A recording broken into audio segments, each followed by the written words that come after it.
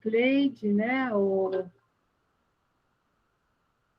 João disse que poderia também apresentar. Ah, você já foi no meu, tá. João, professora, Sim, tem como o João começar, por favor? o João é amanhã. Ele Ah, começaria só se você não tivesse... ele se propôs, mas ele é amanhã. entendi. Tá bom. Jusicleide, você quer Pode ficar contar para comigo. amanhã? É por causa do meu texto, que eu não tenho como abrir aqui agora, nesse momento, entendeu? Só por isso. Você quer ficar comigo amanhã? Porque o João estava comigo Pode, amanhã, então ele pode. Aí você se ajeita para amanhã sem problema. fica melhor, eu agradeço. Ótimo. Obrigada, Ah, então, Obrigada, Jusicleide. querida. Obrigada. então, se quiser, o João pode começar. Para mim, tanto faz. Não, professora. Se quiser que sabe. Agora você já abriu, fica à vontade. A minha também, Tá. no Então, eu vou Guarani, pode começar. ficar à vontade. Tá bom, obrigada. Então, eu sou Ana Rossi, Ana Helena Rossi, sou poeta, escritora e professora da Universidade de Brasília. A minha área assim, de lotação é tradução francês, mas eu trabalho, oriento muitos outros trabalhos em outras línguas também. Comecei a aprender o Guarani quando eu morava na França faz alguns anos, e daí vem o meu interesse, né, pelo Diopará e depois pela Suzy Delgado, que está aqui no público. Eu agradeço a presença dela e de todos os demais aqui presentes, tanto expositores quanto público. E a minha fala ela tem a ver com a questão da tradução dos poemas de Suzy Delgado, Guarani espanhol, experiências do processo tradutório. Então, como eu disse, Suzy Delgado é uma escritora paraguaia, ela já tem o prêmio de Literatura do Paraguai, ela tem uma obra muito extensa, então eu vou começar falando disso. A característica dessa obra é o bilinguismo, não sei se essa é a palavra correta, mas ela escreve, ela reivindica que as edições dos livros dela sejam em edições bilíngues, Guarani e espanhol. Então, eu vou começar a apresentar esse contexto. Em seguida, eu vou falar a partir da obra dela, das características da obra dela, como é que eu fui para a tradução, o que isso me trouxe como elemento, porque o meu foco aqui é a questão da tradução, como é que a gente passa de uma língua, como é que a gente reconstrói de uma língua para outra, quais são as implicações, inclusive metodológicas da tradução, e as considerações finais que tem a ver com esse caso que eu vou abordar aqui, no caso, o caso dela, né, da Suzy Delgado. Bom, então vamos lá. Primeiro, uma introdução. A tradução constitui-se uma prática e um objeto de estudo complexo, que demanda um percurso tradutório que correlaciona dois lugares. O locus, que eu chamo de locus A, que é entendido como a língua-cultura de partida, que deve ser reconstruído no locus B, que é definido como a cultura-língua de chegada. Pois o meu objetivo, a meu ver, da tradução é situar a língua dentro do seu espaço cultural, social, histórico, espaço esse que lhe dá sentido, isto é, dentro da sua cosmovisão. Então, eu trouxe aqui uma citação já do Guarani, que está em espanhol. De la lengua guaraní ya se dijo en 1639 que tan propia es que desnuda las cosas en sí, las da vestidas de su naturaleza. De esta lengua guaraní del Paraguay, me atrevo a decir que hoy da las cosas vestidas de historia, sociedad y cultura. En ellas se han sedimentado una arqueología cultural y un proceso colonial que dan como resultado una lengua nacional o idioma oficial de un Estado americano y variedades de lengua propias de pueblos indígenas que continúan habitando su Paraguay. Então, essa citação, ela para mim é muito interessante, porque ela situa justamente, a partir do caso da língua guarani, a questão da cultura, da história da sociedade, e isso também conversa com que vários estudiosos de línguas, aí eu me refiro a Arion Rodrigues, um linguista brasileiro que fundou o campo de estudos das línguas que ele chama indígenas brasileiras, né, as que estão no território brasileiro, e as que estão, inclusive, né, a questão das fronteiras, a gente tem que tomar um certo cuidado, porque essas fronteiras foram fronteiras europeias e não são as fronteiras dos povos que falam essas línguas. Então, mas a obra do Arion, ela é uma obra que identifica todo esse, assim, um rol muito importante de línguas, a questão da filiação, dos troncos. Então, eu trouxe ele aqui e, numa entrevista que eu fiz com ele, ele diz o seguinte: se a gente entende linguística como estudo científico da natureza da linguagem humana e as suas múltiplas manifestações nas línguas dos povos, a primeira relação é justamente esse ponto comum, a capacidade humana de comunicação através das línguas, e não apenas comunicação, mas organização do conhecimento. Não é só saber dar recado para o outro, é entender as coisas. A linguagem humana permite à humanidade entender. Esse é o primeiro ponto da linguagem. Sem a nossa linguagem humana, dificilmente teríamos toda a nossa base de raciocínio que faz do homem ser homem em contraste com o resto dos seres vivos. O notável é que, embora haja milhares de línguas, todas elas têm o mesmo denominador comum, que é serem esse instrumento do nosso cérebro com organização e acúmulo do conhecimento. Vista assim, necessariamente, as línguas / linguagens todas são, em princípio, traduzíveis umas para as outras, com a restrição que as experiências humanas são diferentes.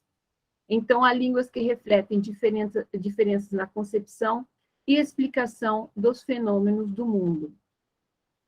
Então, no caso da língua guarani, a questão ela foi já muito estudada, né? Uma língua que foi muito estudada pelos jesuítas, pelos padres, desde o princípio da chegada dos europeus. E aqui eu trouxe uma fala do Meliá. La lengua de los indios que un día recibirán el nombre genérico de guaraní no está separada de su historia, junto con las evidencias arqueológicas y algunos datos de la mitología de las lenguas, es un elemento esencial para conocer la formación de la nación guaraní. La lengua guaraní es la gran metáfora cultural e histórica de un conjunto de pueblos que encontramos en las cuencas subtropicales de los ríos Paraguai e Uruguai, em América do Sul.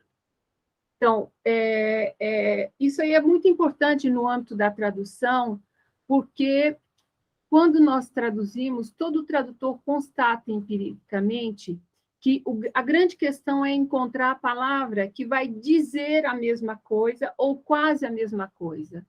Existe uma suposição que vem muito do senso comum de que as coisas de um lado são as mesmas das do outro lado. E quando nós fazemos esse exercício da tradução, não mais apenas entre línguas, com palavras soltas, mas entre línguas, culturas, a gente percebe no ato da tradução que a gente não traduz a palavra solta sem contexto, mas a gente traduz a palavra dentro da conceituação que lhe dá sentido, a raiz dos entendimentos que se encontram na língua cultura mãe. Então, estendendo aqui essa reflexão, é muito importante compreender, já no ato de aprendizagem das línguas, o sentido específico e histórico da conceituação, em seu vínculo com a experiência histórica e cultural daquele povo em particular, para, em seguida, operar o exercício de ressignificação, levando-se em conta as variantes, os extratos de sentido, os campos lexicais, e o fato de que, se a palavra diz uma experiência singular de um povo, ela também expressa, no âmbito desta língua-cultura, uma verdade que existe em outras línguas-culturas, que não são, talvez, ditas da mesma maneira, e, portanto, passível de ser traduzida. A partir do momento que nós entendemos isso, nós podemos começar a pensar na questão da traduzibilidade e também do que seria essa intraduzibilidade.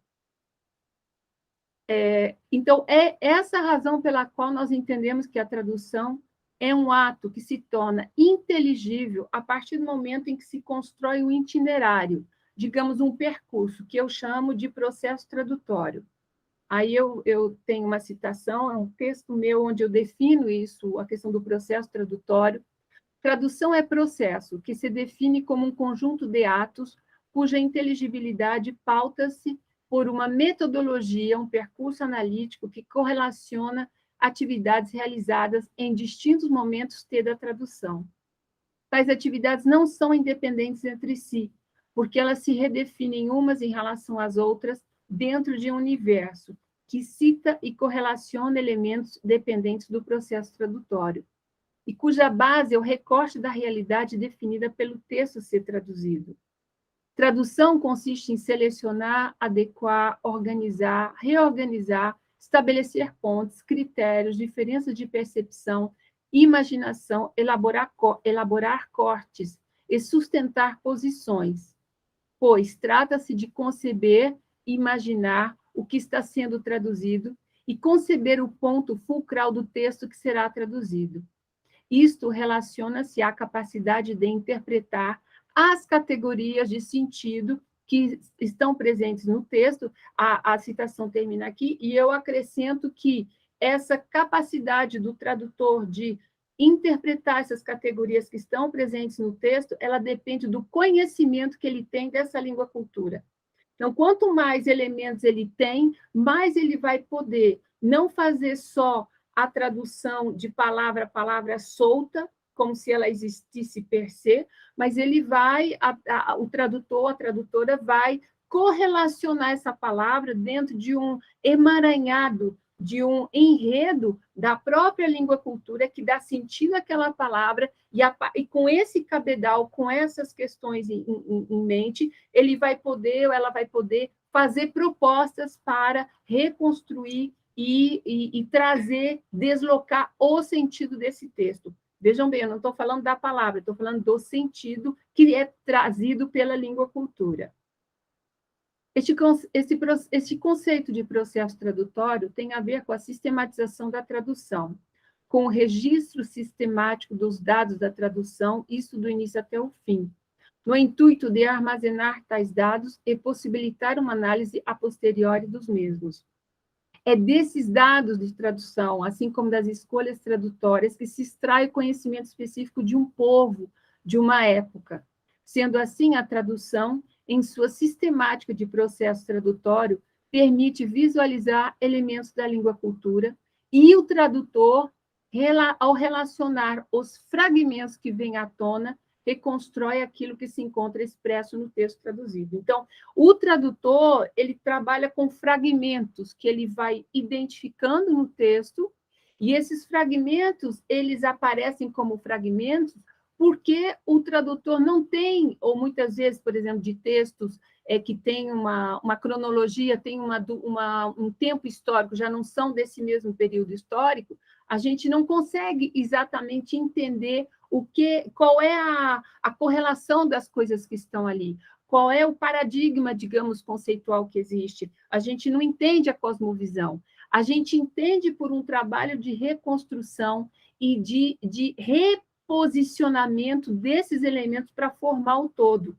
O fragmento em si, se a gente deixa ele sozinho, ele não fala, mas quando a gente consegue, pelo estudo da língua-cultura, pelo esforço tradutório, pela sistemática da tradução, a gente correlaciona esses pedaços, que eu chamo de fragmentos, a gente consegue, não é chegar exatamente ao que existia. Eu acho essa tarefa, pelo menos a minha experiência me mostra que é essencialmente muito difícil, mas pelo menos alcançar alguma coisa daquela inteligibilidade, daquela cultura. Daí a questão de falar de tradução como produção de conhecimento, porque o que a gente vai traduzir não é a palavra solta, não é um vocabulário, mas o vocabulário como expressão de um conceito que está relacionado a uma língua-cultura, que a gente, a meu ver, tem que extrair a tarefa do tradutor. O caso da escritora paraguaia e poeta Suzy Delgado, do ponto de vista da tradução, nos traz algumas questões referentes à relação entre o português e o guarani, que passa necessariamente pelo espanhol como parte desse processo. Isto se dá em razão da relação estreita que espanhol e guarani mantêm desde a chegada dos europeus na parte sul do continente americano. Eis aqui alguns dados históricos e sociais referentes à língua cultura guarani. Eu listei algumas questões que me pareceram importantes, justamente para a gente entrar nesse universo. As pessoas que não conhecem o Guarani talvez não tenham essa dimensão, então eu trouxe aqui alguns elementos. Então, são vários povos de fala guarani. Trata-se de uma língua do tronco tupi e existem vários dialetos, como o xiriguano e o guarani paraguai, dentre outros. Outros desapareceram, como o tupinambá e o tamoio. Observam-se também distintas migrações, cujo movimento inicial dá-se há 5.000 anos no tronco tupi, entre os rios Ji-Paraná e Aripuanã, que desembocam no rio Madeira da bacia amazônica. No século XVI, um desses grupos alcançou a bacia do rio Paraguai, descendo o rio Paraná e chegou ao litoral atlântico. Segundo Courtney Muendadju, que foi um antropólogo alemão, a hipótese mais plausível que explicaria as migrações dos guaranis seria de origem religiosa, hipótese confirmada por Alfred Métraux, o objetivo dessas migrações sendo encontrar terra sem mal. Terra sem mal está entre aspas porque é uma expressão, e a gente escreve terra sem mal, é um conceito dessa cosmovisão guarani. Na chegada dos europeus, tupinambás e guaranis eram grupos que já apresentavam semelhanças, apesar das diferenças. Os tupis ocupavam a região ao norte do Paranapanema e os guaranis se encontravam ao sul. Arion da Linha Rodrigues observa uma unidade linguística do Guarani, apesar de sua dispersão geográfica. O Guarani constitui um dos 8 grupos linguísticos que formam parte da família Tupi-Guarani, com seus outros subconjuntos na bacia amazônica. Então, a partir daí, tem uma estreita relação entre o Tupi antigo e o Guarani antigo, inclusive com os cognatos e os vocábulos comuns, atingindo cerca de 90%, segundo Rodrigues, citado por Meliá, além de se terem sistemas fonológicos bastante semelhantes. E aqui, prova disso é um evento que é trazido no livro do Meliá. Em 1597, um grupo de jesuítas foi enviado ao Paraguai para verificar em loco tal proximidade, o que é de fato atestado por uma carta do padre Pedro Rodrigues, de 1597. Claro que, no caso dos jesuítas, a gente não pode esquecer, e dos religiosos em geral, que eles o estudo da língua guarani e das outras línguas indígenas tem por trás o projeto de transformar essas línguas numa língua cristã, estandardizada, que poderia ser transformada também numa língua geral para os povos da região. Ao identificar a unidade linguística do Guarani, os jesuítas viram uma razão importante para estudar a língua Guarani e seu uso, atestando seu vigor e sua capacidade de ter inteligibilidade. Então, aqui eu vou citar também o Meliá. Ele cita dois pesquisadores sobre a língua Guarani, e é muito bonito o que ele diz aqui. Ele diz o seguinte: confieso que después de iniciado un tanto en los misterios de esta lengua, quedé sorprendido por encontrar en ella tanta majestad y energía. Cada palabra es una definición exacta que explica la naturaleza de las cosas que se quieren expresar y que da una idea clara y distinta.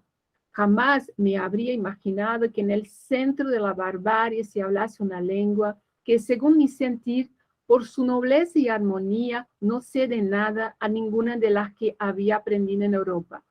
Por lo demás, tiene sus delicias y sus delicadezas que piden no pocos años para que se la posea com perfeição. E, finalmente, o último ponto que eu quero trazer aqui é do Montoya, no Tesouro da Língua Guarani, proposto por el padre Antônio Ruiz de la Companhia de Jesus. Ele propõe uma grafia que vai determinar o modo de escrever o Guarani. Por que eu trago isso? Porque, justamente, eu trouxe vários pontos, porque a gente está falando de uma língua-cultura, de uma língua que tem uma história, de uma língua que tem uma geografia, uma localização geográfica, uma língua que foi estudada. E isso é fundamental quando a gente estuda ou a gente fala de tradução das línguas indígenas aqui no continente americano. Então, e são várias, né? Nós sabemos que são várias. Então, esse caso aqui do Guarani mostra a importância da gente ter essa profundidade de conhecimento, que nos vem de diferentes áreas da antropologia, da etnografia, da arqueologia, da linguística, e a gente tem que trazer isso, a meu ver, como conhecimento para entender justamente o que eu dizia no início, essa língua-cultura. Não é tradução de palavras soltas, é o conjunto da sistemática conceitual que a gente pode se propor a entender e aí fazer uma proposta de tradução. Lembre, então, que o Guarani ele é forte de toda essa história, né, no longo prazo. Ele foi reconhecido, né, como língua oficial no Paraguai em 1992, o que constitui um elemento importante, tendo em vista a história nossa do continente da América do Sul e o papel das línguas indígenas. Então, no Paraguai, essa língua ela se torna oficial, equiparada com o espanhol. Então, aqui, aí, como é que eu chego a Suzy Delgado? Como eu disse, a Suzy Delgado ela é uma poeta e escritora paraguaia, ela é bilíngue espanhol-guarani e ela é jornalista. Ela tem vários livros publicados que cobrem as áreas de crítica literária e poesia. E, em 2017, ela recebe o Prêmio Nacional de Literatura pela obra Uvutuima. Ela ocupou também o cargo de assessora de Línguas e Literatura da Secretaria de Cultura do Paraguai. Então, o que me interessa na questão da Suzy Delgado como autora, que eu vou correlacionar com a tradução? No caso dessa autora, interessa-nos o fato dela assumir uma identidade entre línguas, a saber, entre o Guarani e o espanhol, e definir-se como bilíngue, além de fazer constar tal identidade até nos títulos de suas obras. Este trânsito interlinguístico da escritora e poeta Suzy Delgado constitui um dos movimentos também observados na tradução, o que aproxima a atividade de produção textual com a tradução, não apenas de tipo intralingual, como diz o Jacobson, que é a reformulação. Eu não entendo uma coisa, eu reformulo, eu estou fazendo um procedimento que Jacobson chama de tradução intralingual, dentro da língua, mas principalmente interlingual, que é a mudança de código linguístico, que é o tipo de operação que a gente realiza na tradução. A observação de vários títulos das obras de Suzy Delgado nos remete à seguinte questão, me remete, né, à seguinte questão. Trata-se do Guarani que puxa o espanhol ou será que é o espanhol que puxa o Guarani? A análise de alguns títulos das obras da poetisa nos indicaria que a ênfase é dada, e eu coloco como uma hipótese, né, é dada ao Guarani, em razão no fato do Guarani, foi o que eu observei em muitas obras, vir em primeiro lugar. Então, mostra esse enredamento.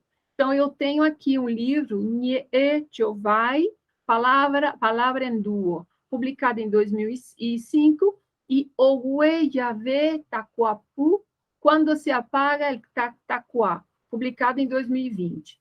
Nesses dois casos, se a gente olhar os títulos, a gente tem a presença e a correlação entre as duas línguas, o Guarani e o espanhol, que expõem conceitos em Guarani, como o do Nye, pois talvez a hipótese subjacente da autora Suzy Delgado é de mostrar que a palavra em Guarani, que remete a uma particularidade relacionada à cultura guarani, que ela quis preservar no texto, e traz, ao mesmo tempo, essa memória social.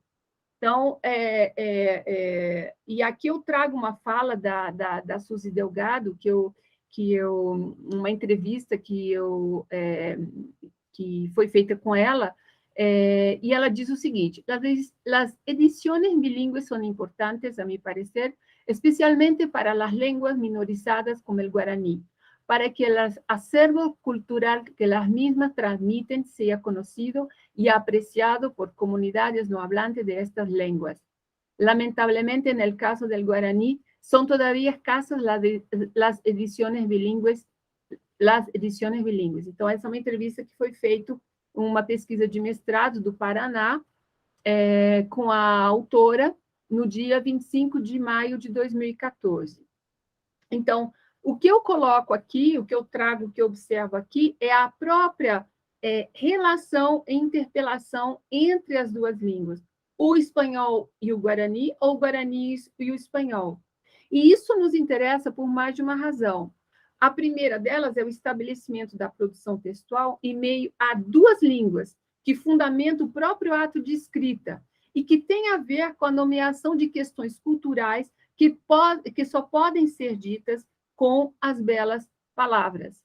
Então, aqui eu tenho uma outra citação da Suzy Delgado, do livro dela, Ni Ello Vai, Palavra en Duo, e ela diz o seguinte: ¿por qué quiero volcar aquí toda mi palabra en dúo, desde su nacimiento hasta ayer no más?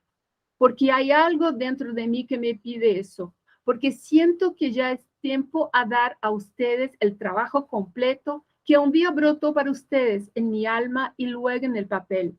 Si bien siento que esta palabra es palabra torpe, palabra niña aún, que es largo el camino que le espera todavía, creo bueno extenderla frente a sus ojos y también frente a los míos, para que juntos veamos hacia dónde camina.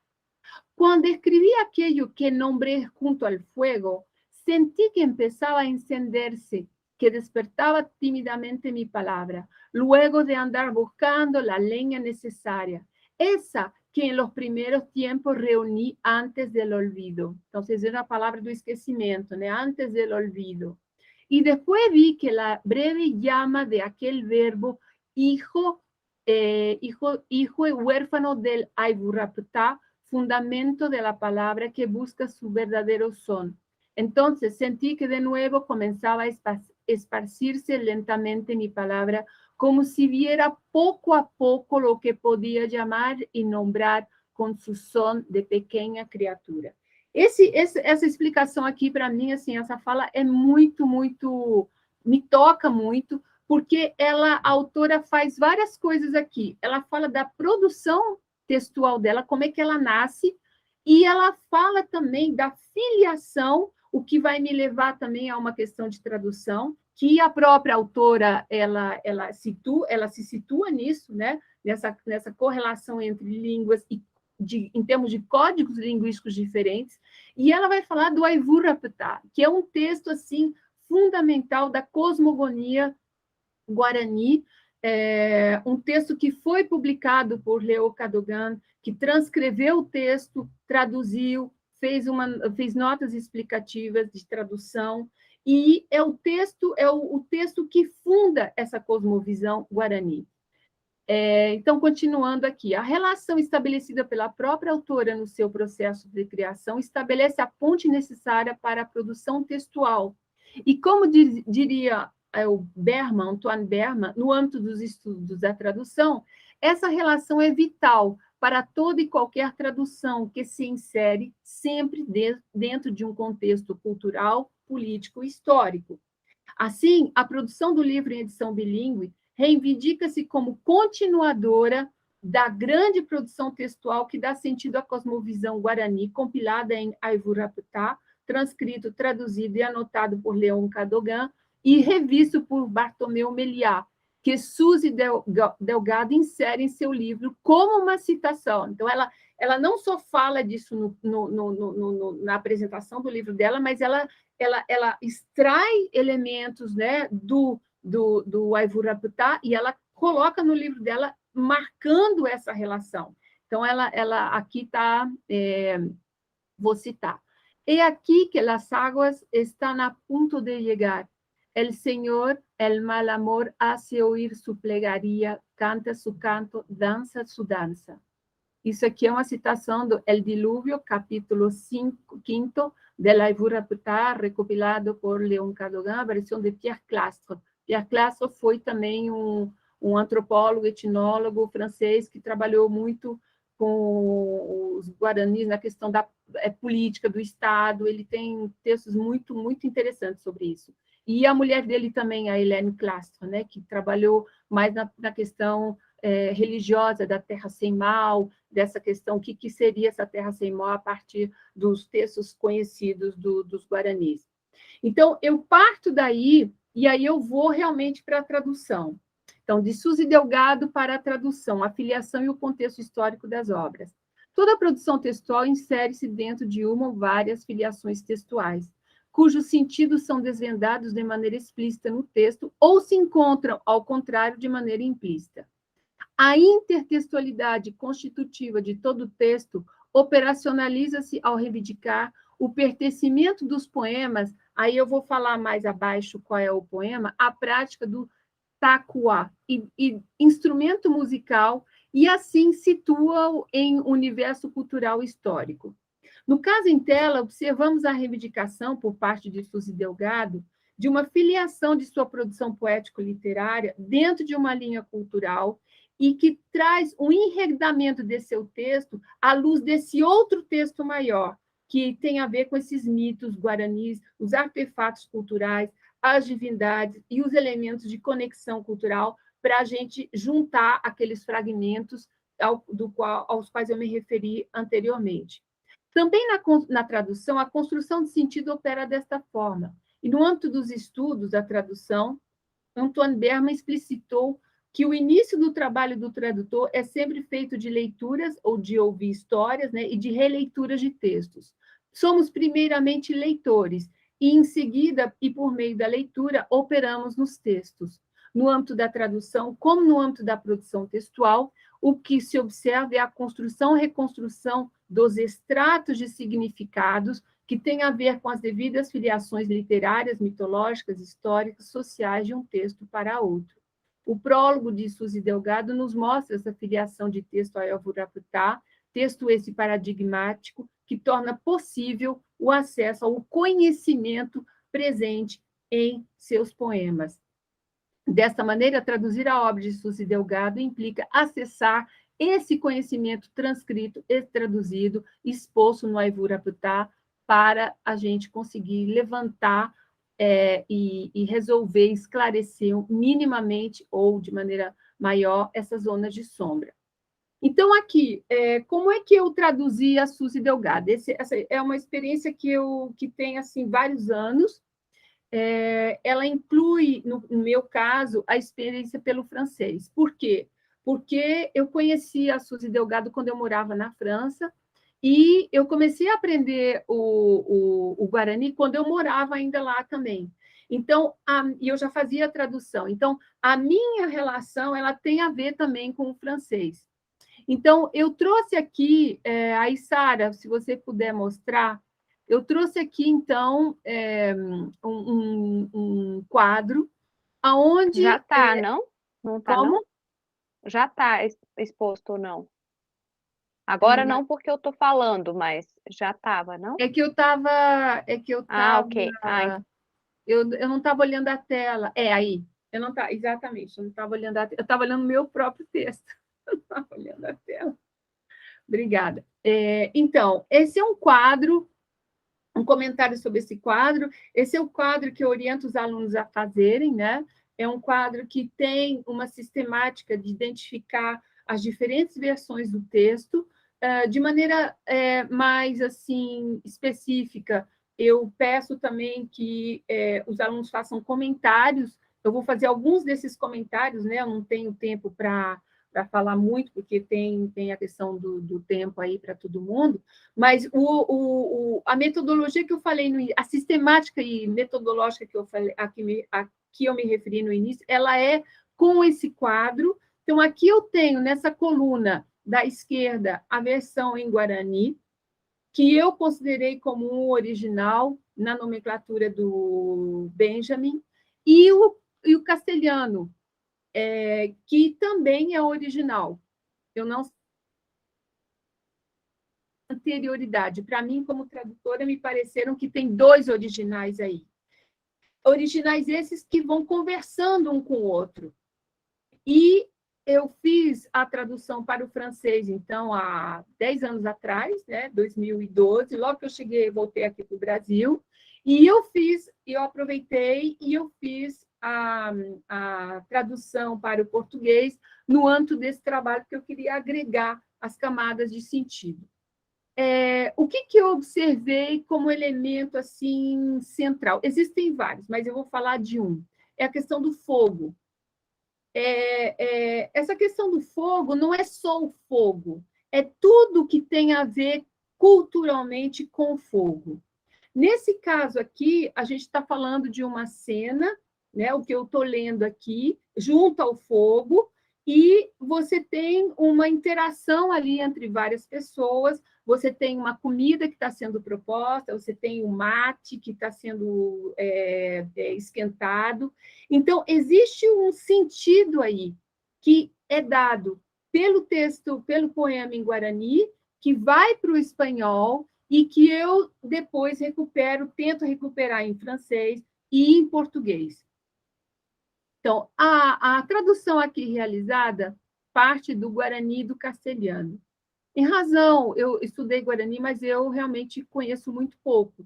Em razão do nosso pouco conhecimento da língua Guarani, a tradução pelo espanhol para o francês foi feita em grande base com respeito à versão em castelhano. No entanto, apesar de eu ter feito essa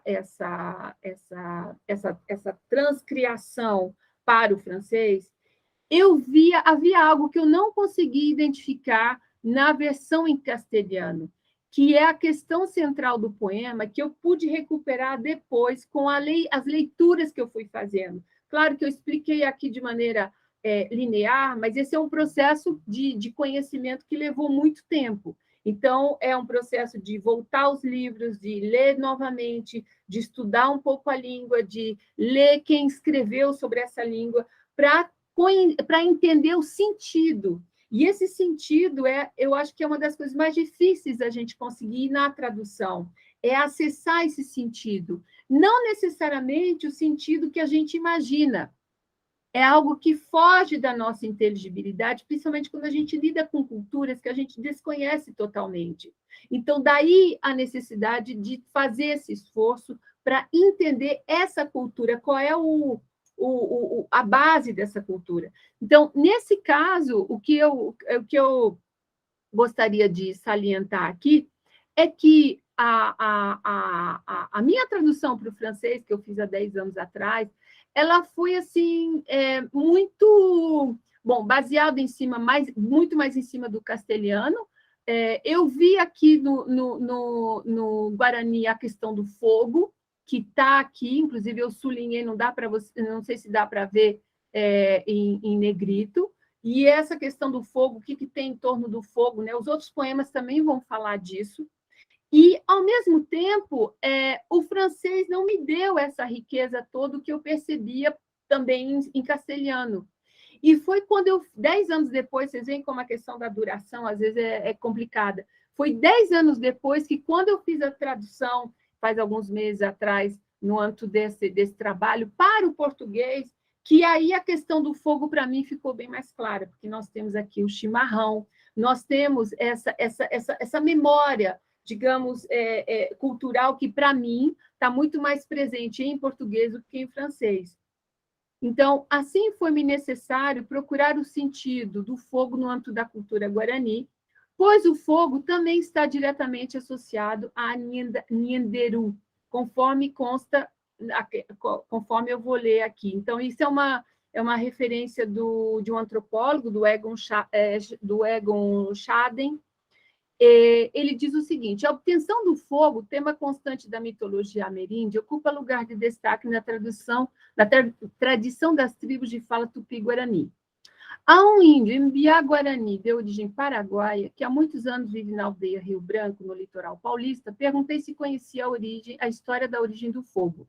Respondeu-me em seu português desajeitado: os primeiros Guarani arranjaram fogo, porque Nhandejara, nosso Senhor, deixou aprender a fazer fogo com galho de pau. Nhandejara ensinou. Nhandejara toma conta dos Guarani. Então, aqui eu já vou para as considerações finais. Assim, o papel da tradução é tornar inteligível as categorias de conhecimento que se encontram no texto, o que tem a ver com as experiências de vida dos povos que produziram tal língua, situada no âmbito de uma cultura específica. Eis a tradução. Ao repertoriar os dados tradutórios de maneira sistemática, por meio de quadros e de registro de jornal diário de tradução, a gente acessa de maneira gradativa o conhecimento que se encontra presente no texto a ser traduzido. No caso em tela, um poema da poetisa paraguaia Suzy Delgado, que nos remete, a partir do elemento do fogo e das interações sociais presentes no poema, ao texto mítico Aivuraputá, em seu espelhamento do mundo. Eu quero aqui finalizar e agradecer a todos vocês.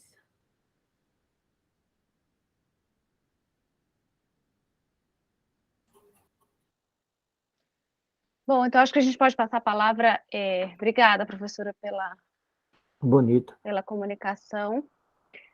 Vamos fazer todas as apresentações. Talvez se tiver uma rodada, quantos faltam, Sara, para apresentar hoje? A Isabel, e se o João quiser, ele pode apresentar. Alguém quer, talvez uma rodada bem rápida, eu não sei se a Suzy Delgado quer dizer alguma coisa. Eu estou até assim, né? Nossa, a autora está aqui.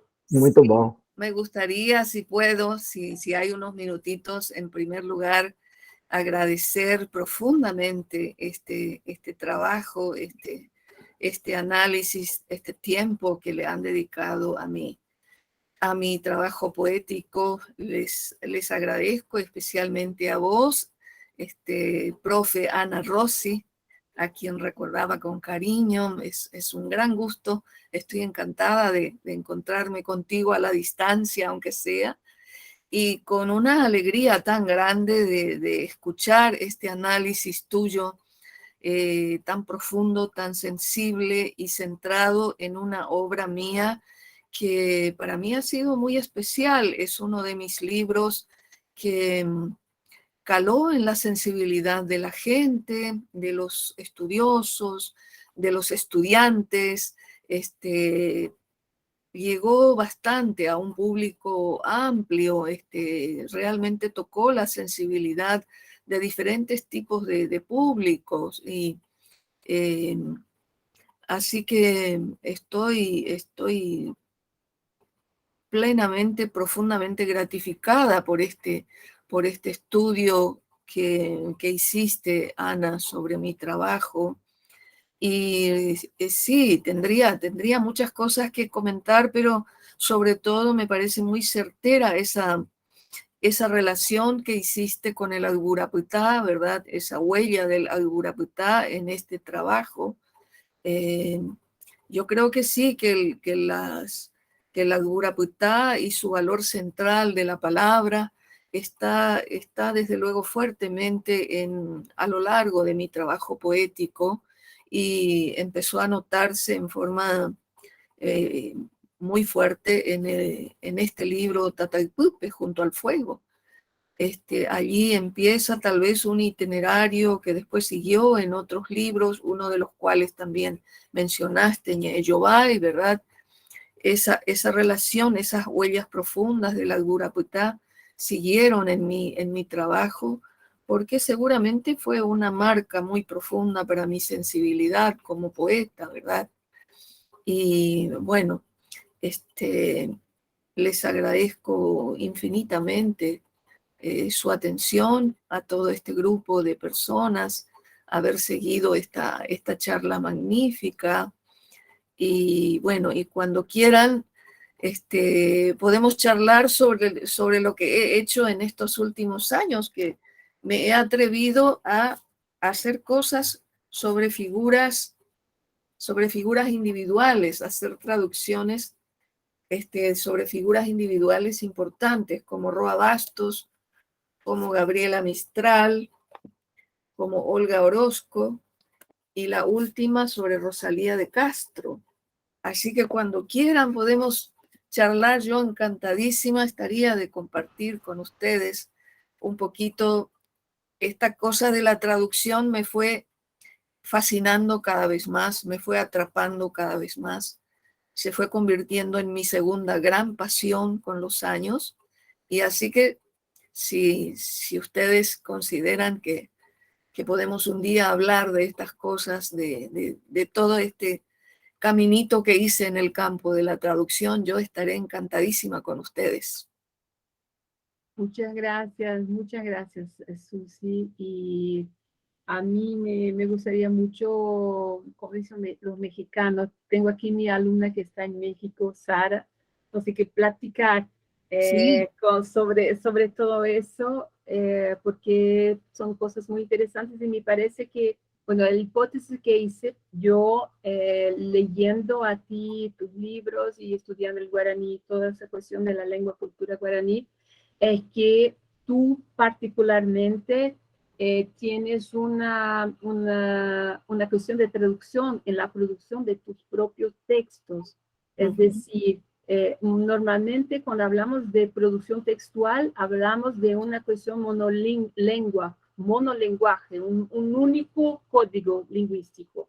Y aquí en tu obra y en eso me identifico y me ubico de manera muy fuerte, porque hay constantemente dos lenguas, dos paradigmas, que incluso tú los expresas muy bien en el título de las obras, en los prefacios.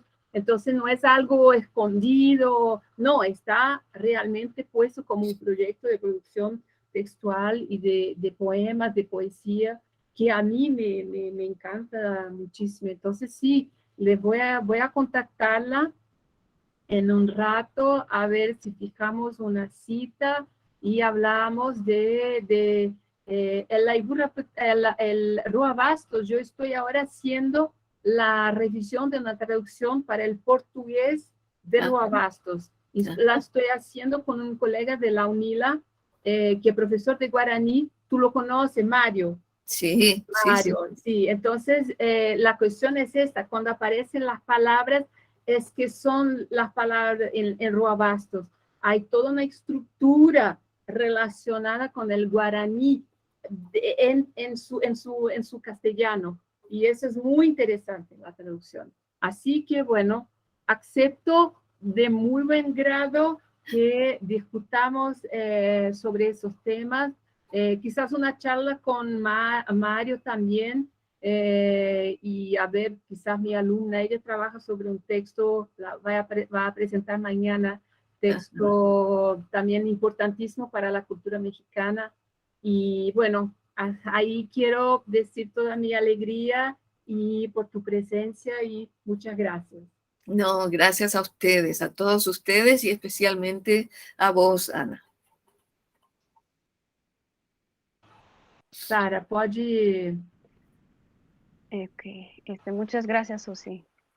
Gracias a ustedes. Bom, então eu vou perguntar para Isabel. Isabel, que bom que você chegou.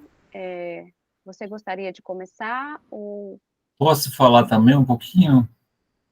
Claro. Plateia. Ah, pode sim, desculpa. Gente, estou aqui por acidente, mas estou tão agraciado, assim, imensamente pela discussão de vocês. Eu me lembrei do Gonzalo Espino Relucé, da Universidade Maior de San Marcos, lá no Peru, que trabalha com a poética da língua inca, né? E ele é uma figura, ele já veio visitar a gente aí na UNEB, no Campus 2, em Alagoinhas, na Bahia, e ele é uma figura, a primeira dele foi aquela língua ali. É o Quechua, do Gonçalo. Quechua. Desculpa, eu estou muito cansado, levantei muito cedo, estressado, misturei as coisas, desculpa aí. Quechua, sim, exatamente. Então, e ele fala um espanhol, que não é o espanhol de vocês. O espanhol de vocês, assim, é uma beleza, assim. O espanhol dele é muito misturado com outras coisas, e ele não faz questão. Então, assim, eu achei muito interessante a postura dele. E eu penso na tradução, né? A gente está discutindo essa coisa de compartilhar, coisa e tal. Às vezes a gente tem posições combativas, políticas, que às vezes impedem de a gente alcançar, chegar, coisa e tal.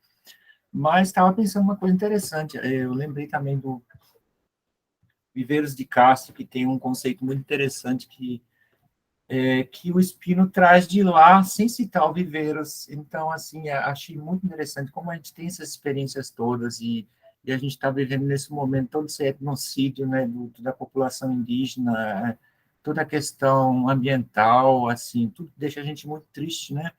Então, ver um trabalho de vocês, assim, de tradução. Eu sou um amante da tradução, eu me identifiquei agora com vocês, assim, mais 2 minutos só.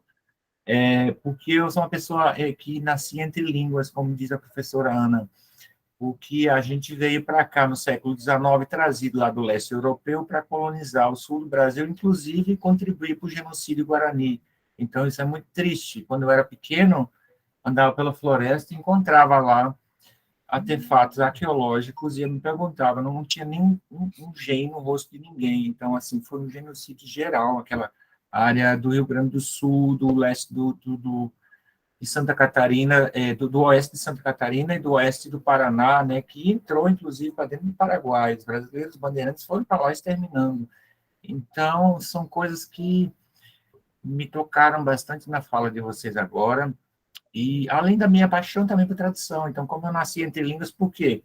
O pessoal lá do leste europeu veio de um mundo feudal, trazendo dialetos que eram germânicos.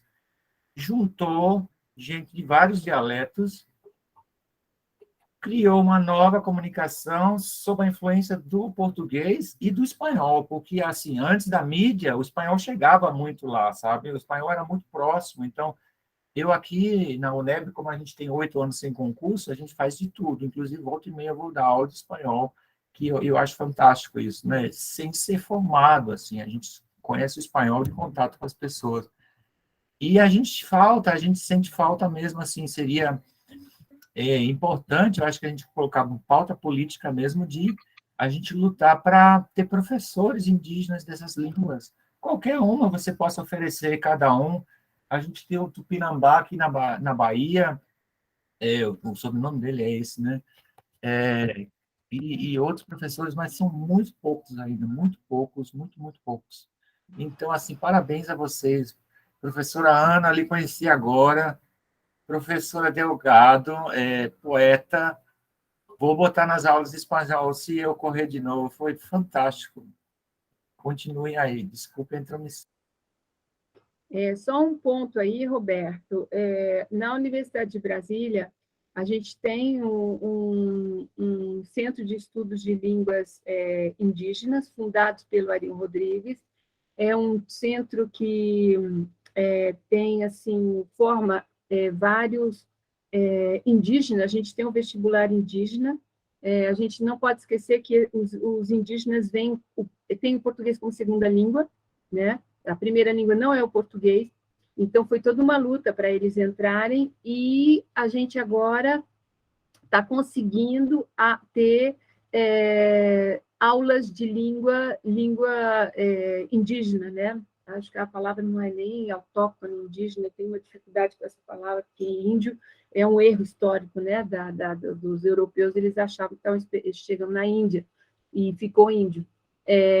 Mas a gente tem, por exemplo, algumas línguas, a gente já tem o ensino do Guarani, temos o ensino do Cocama, que é uma língua falada lá no norte. Os Cocamas ficam entre o Peru e o Brasil. Desde uns 100 anos eles têm migrado para o Brasil, para Manaus.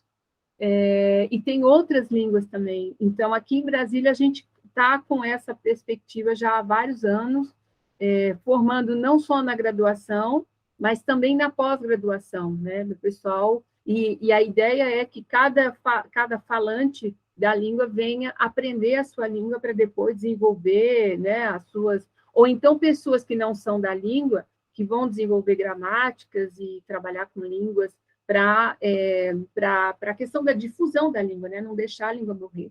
Então, é algo que tem, sim, aqui, é um movimento que começou já há alguns anos, e a gente está tudo muito concentrado, no nosso caso, no Instituto de Letras, né? Que é o instituto que cuida das línguas estrangeiras. Embora essa não é uma língua estrangeira, mas a gente considera quase como uma língua estrangeira, né? É uma boa discussão. A gente também tem uma doutoranda que está reconstruindo uma língua aqui, de um grupo, e eu tenho a experiência lá em Pernambuco com o pessoal das reuniões lá na época de base, 20 e poucos anos atrás, que a gente andava por tudo que é lugar. Aí tem o IAT, né, que é dos Fulniô, né?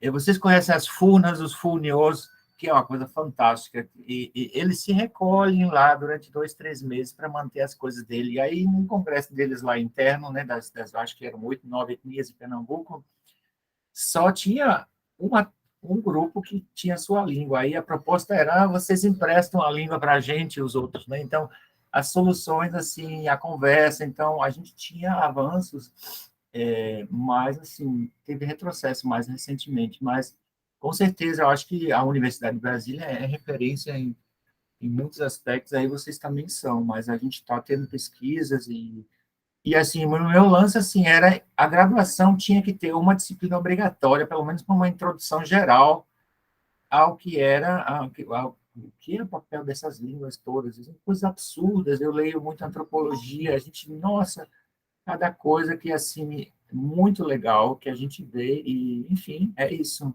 O simpósio de você. E afora a tradução, que é o outro campo, né? Que aí depois eu fui estudar alemão, estudar um pouco de francês, um pouco, fui para Pequim, para China, mandarim, e não sei o que, as línguas é uma coisa absurda.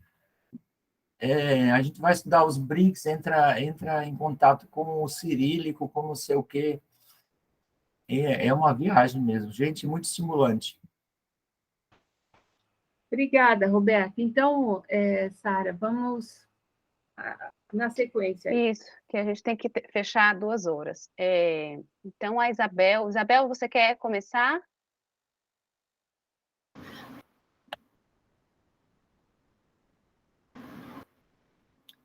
Se o João tiver... Boa tarde a todos. Desculpe a minha demora na entrada, mas eu ajeitei Sem aqui, problemas. tá bom? Se o João, que estava, sei lá, sendo solidário, quiser... Fique à vontade, Isabel. Tá bom. Então, eu vou fazer a minha apresentação e o João faz depois, né? Tá bom? Então, o intuito... Eu vou fazer a leitura do meu... Eu não fiz slide, porque a minha internet em Roraima está muito ruim, e eu resolvi fazer um texto, imprimir, para poder fazer a leitura e não me perder, tá bom? Quando estiver perto dos 20 minutos, linda Sara, pode me levantar a mão que eu me organizo para finalizar, tá bom? Bem, o intuito da minha comunicação é tecer considerações sobre a arte verbal e tradução do Atuna e Ecuana. O Atuna é como o povo Ecuana, povo de tradição caribe, se refere a seus cantos e às suas histórias originárias e tidas como verdadeiras, que são passadas de geração a geração, como enfatizadas por eles veemente. Para um sujeito Ecuana, tudo o que ele tem que aprender, saber, fazer e se comportar para poder viver bem, saudável e protegido está no Atuna. Tudo o que ele precisa fazer e como fazer, segundo os Iecuanas, está no ciclo de criação do Atuna. Grosso modo, está no Atuna, desde seus nomes próprios e os nomes das montanhas, serras, rios, lagos, pedras e tudo quanto mais efetivamente nele há e que se encontra ao longo do seu território tradicional, assim como está no Atuna os modelos de construção de suas atá, que são suas casas, que são réplicas do mundo celeste, bem como a maneira adequada do preparo dos alimentos, como e quando preparar as festividades, os cuidados que devem ter com os recém-nascidos e com os jovens Iecuana, em formação, para se tornarem sujeitos Iecuana. Enfim, é no Atuna que se encontra a sua história e todos os seus saberes e valores. O Atuna é para o povo Iecuana um código de conduta que regula diferentes dimensões da vida deste e de outros planos da sua existência e resistência humana na Terra, o que torna o Atuna um corpus de conhecimento singular e sagrado. Meu nome é Isabel Maria Fonseca, eu sou professora da Universidade Federal de Roraima e doutoranda em Estudos Literários da Universidade Federal do Pará. e venho sendo orientada pela professora Isabela Guerra Leal, e juntas temos buscado um percurso teórico-metodológico a fim de analisar e interpretar, em perspectiva comparada, a arte verbal do povo iecuana, em especial o ciclo de histórias Uatuna e os processos de deslocamento, de construção de sentidos, quanto à criação, recriação, a tradução e a circulação desse conjunto cosmológico fascinante do povo iecuano. Os iecuanas são mencionados na literatura etnográfica como povo das águas. E o próprio etnônimo iecuana, traduzido como gente que anda em troncos de madeira na água, ou gente que anda em canoas no rio, traduz a relação desse povo com as águas e as suas abundâncias. O povo iecuana habita a grandiosa área cultural denominada de Circunroraima. Acrescento que a expressão Circunroraima designa um território transnacional ao redor do Monte Roraima, localizada na tríplice fronteira Brasil, Guiana e Venezuela.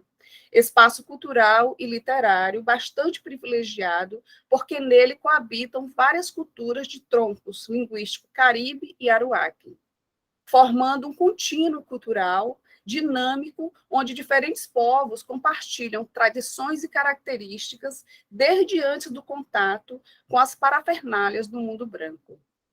O povo iecuana é um povo de tradição caribe que vive nos dias de hoje em territórios da Venezuela e do Brasil.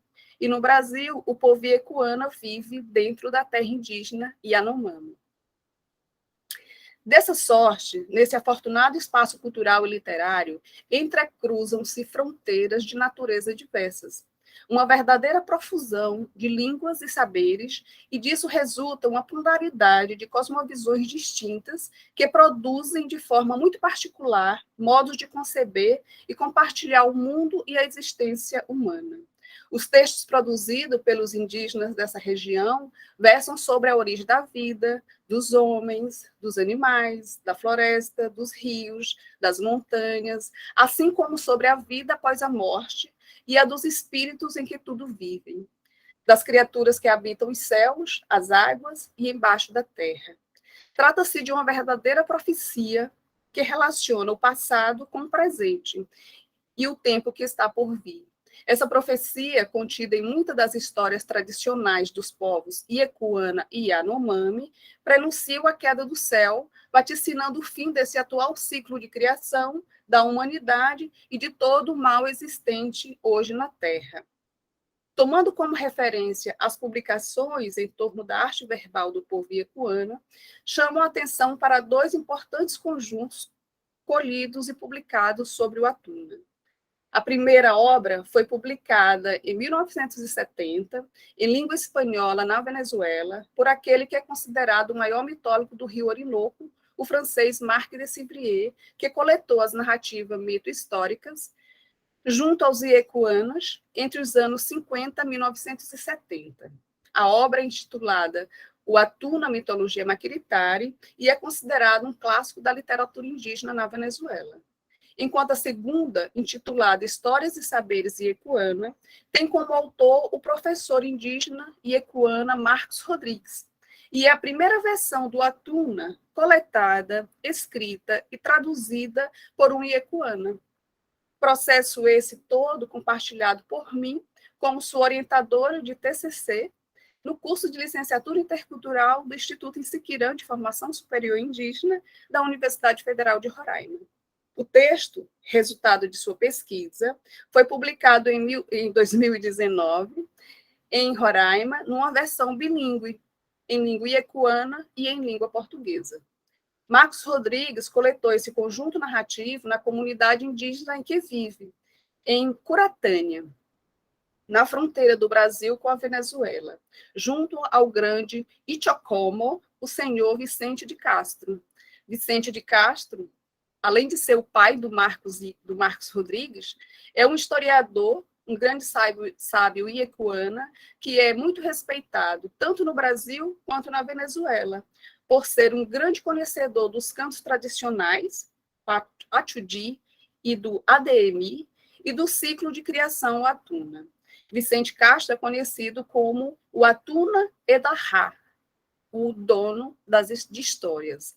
Fernando Iekuana Ximenes, que ganhou o prêmio Abralic de melhor dissertação de mestrado em 2021, que vai ser agora lançado, aluno também do curso de licenciatura intercultural e do programa de pós-graduação em letras daqui da Universidade Federal de Roraima, ganhou o prêmio, a gente ficou muito feliz com isso, afirma que as histórias do ciclo de criação Atuna não são histórias inventadas de qualquer jeito, e nem por qualquer pessoa, porque elas foram e são contadas pelos nossos ancestrais. Antigamente, esse patrimônio só era transmitido oralmente, exigindo grande capacidade de memorização, de longas sequências narrativas e estruturas de cânticos. As pessoas aprendiam Atuna desde criança com seus pais e avós, pois os velhos ensinavam e repassavam esses conhecimentos para os seus filhos. Nos nossos dias, esse aspecto está bastante modificado. Sem a pretensão de aprofundamentos sobre os estudos da tradução, daremos ênfase ao papel do pesquisador e tradutor indígena Marcos Rodrigues, papel esse entendido como um acontecimento, uma ação, um ato de resistência, um ato tanto de resistência como de traduzir a língua originária ecuana por uma experiência e necessidade da vida contemporânea na comunidade. Diante de toda essa complexidade cultural, torna-se fundamental questionarmos de que modo esses atravessamentos entre línguas e culturas evidenciam um fenômeno que pode ser definido como o da invisibilidade ainda das textualidades indígenas no âmbito da cultura literária brasileira. Trata-se de um velho fenômeno de apagamento cultural que só muito recentemente vem sendo revestido quando textos de origem e caráter indígena passaram a desfrutar de um espaço importante na agenda de discussões teóricas e críticas no campo dos estudos literários brasileiros, sem que, todavia, tenhamos alcançado até então a profundidade suficiente para avaliarmos as dimensões poéticas e políticas dessas produções.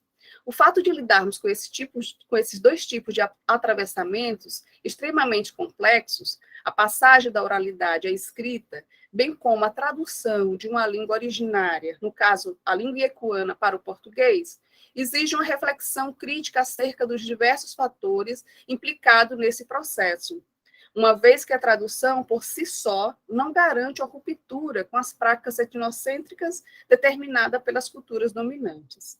Como afirma Berman, é fundamental que uma determinada tradução não perca de vista a sua dimensão ética, pois a essência da tradução é ser aberta, diálogo, mestiçagem, descentralização.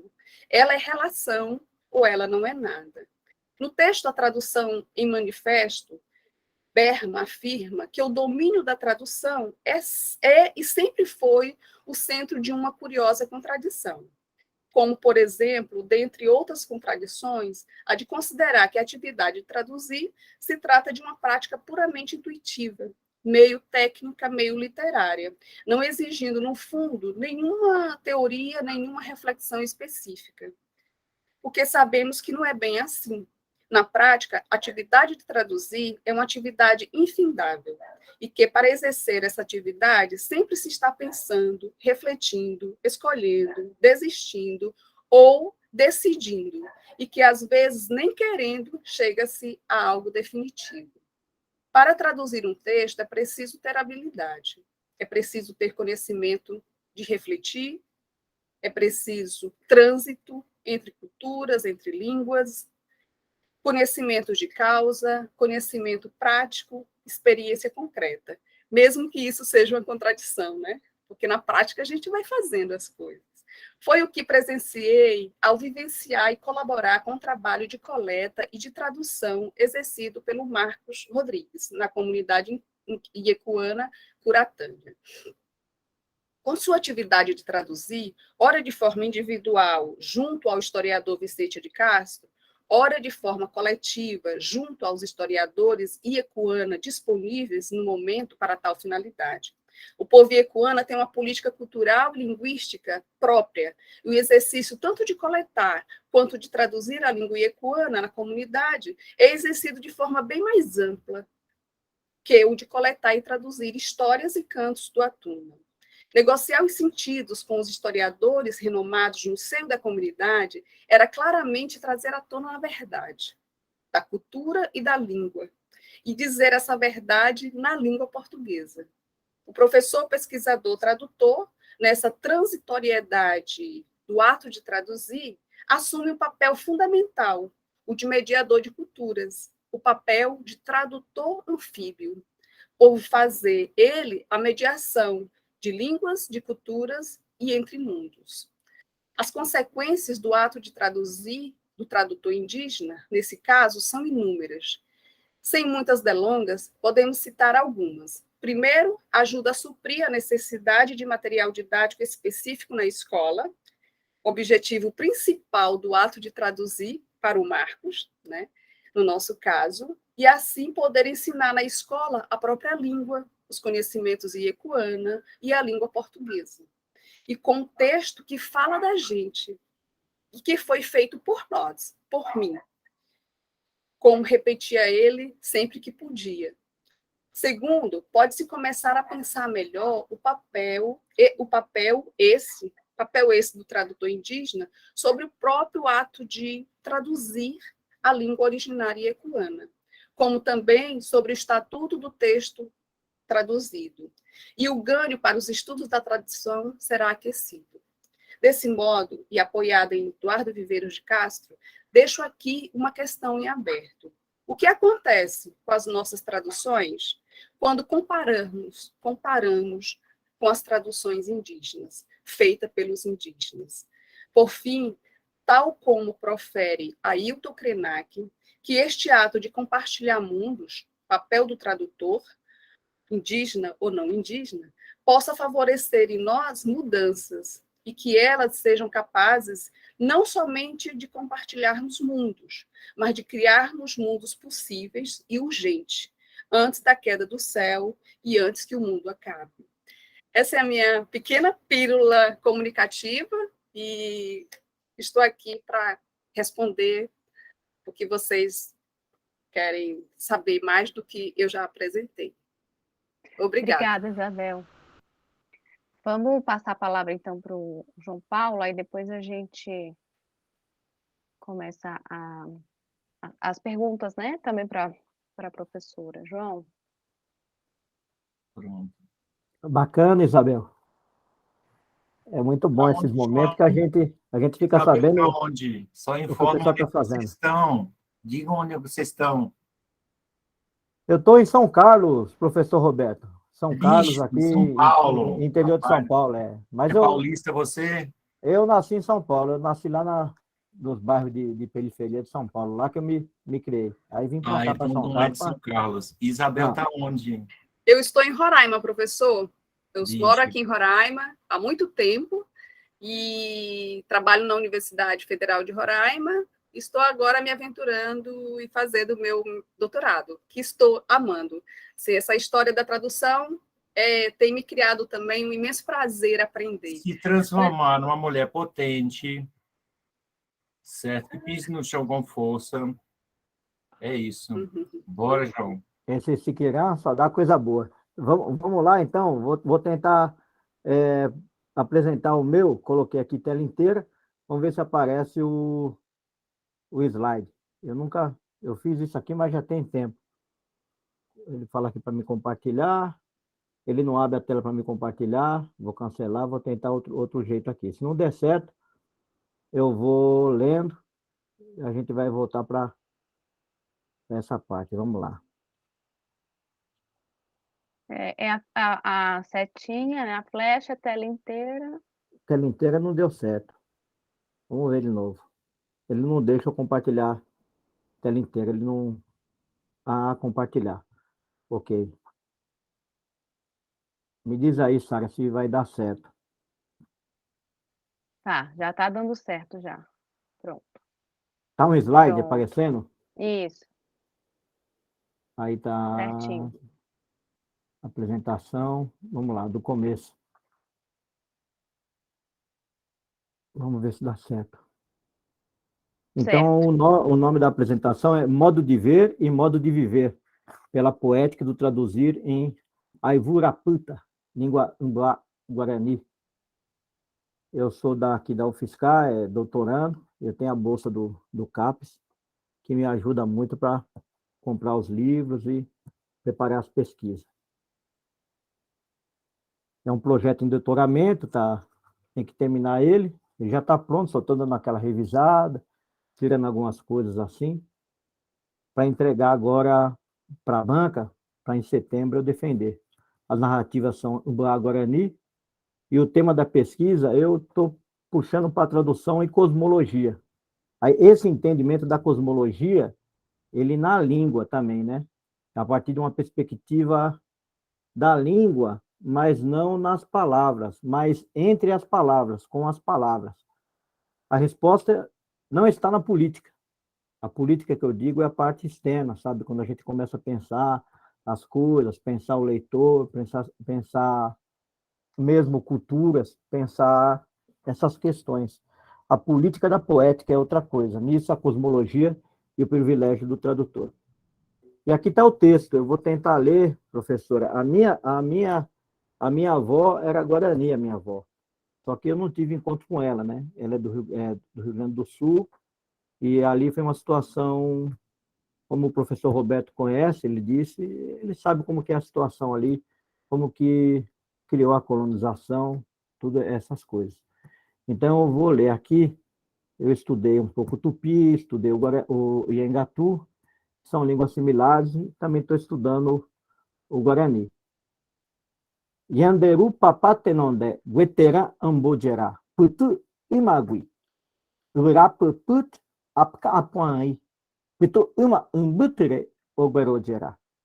Ibara je chaka imbakwa, ibara rendupa, ibara paput ebrai, ibara paput rakampotu oberojera yamandui.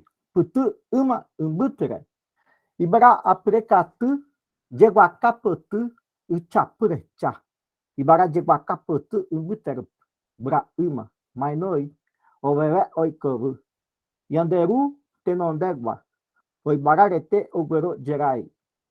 Chave oikovu, ubutu uma i, imaire oiko oikovu, oivuru paran i, oikwa eu, oimbaube ojeupe, oibaran, oiburan, oikwa upu u vaekwe, oikwa eu, imbaube, oi ojeupe, mainoi ombo jejuruei, yamandui, ibaracá, amanoi. Yanderu yamandu tenondegua, oibaran, oguero diraan, oimbaube, pitu ae oindeu chai, Quaraú, Oicoaã, Ramo, Jepe. O Plá de Guacaré, Aé Pu, Co Oicobu, Oibarapu, Embaequapu, Oiembó Quaraú, Oione, Yamanduru Etete Mondégua, Urutuimã, Ire, Oicoicobu, Opituim, Oiniapu, Ocu, Oruquerá, Oruqueraí, Oimo, Putuí, Oinu, Omonhenduma, Putu, Rupa.